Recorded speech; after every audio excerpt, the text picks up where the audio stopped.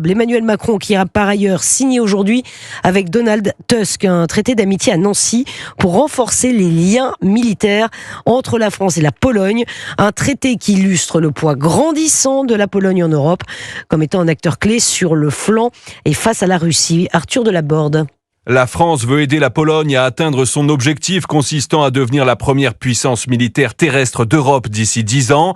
Emmanuel Macron y voit une ambition nécessaire pour rendre la défense du continent plus crédible face à la Russie. L'accord signé avec Varsovie prévoit notamment une clause de défense et d'assistance mutuelle allant possiblement jusqu'à la dissuasion nucléaire. Depuis les années 60, avec les propos du général de Gaulle, la dimension européenne de cette dissuasion a été affirmée. Et elle a été constamment réaffirmée par tous mes prédécesseurs. Et j'ai pu le faire moi-même il y a quelques années. Ce qui veut dire que dans la prise de décision de ce que sont les intérêts vitaux, eh bien, les intérêts de nos principaux partenaires sont intégrés. Même s'il s'inscrit dans la continuité de ses prédécesseurs, dans le contexte géopolitique actuel, le président français cherche à créer de l'ambiguïté stratégique et à envoyer un message fort à Vladimir Poutine. Emmanuel Macron le dit clairement, à ses yeux, le poutinisme est un impérialisme. Le chef de l'État insiste et adresse au passage un tacle à Donald Trump, je cite, « Le président russe est du côté de la guerre et ceux qui ont cru le contraire en sont pour leur compte ».